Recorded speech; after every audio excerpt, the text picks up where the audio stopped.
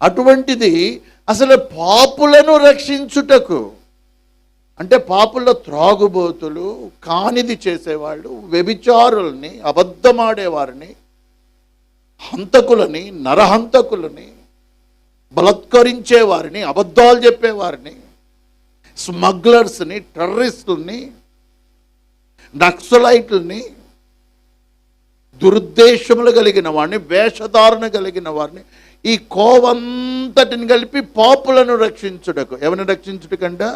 Is it easy? అది అంత తేలిక? That is the cross. గురి, గ్రద్దకు ఏ రీతిగా గురి అనేటువంటిది ఉందో,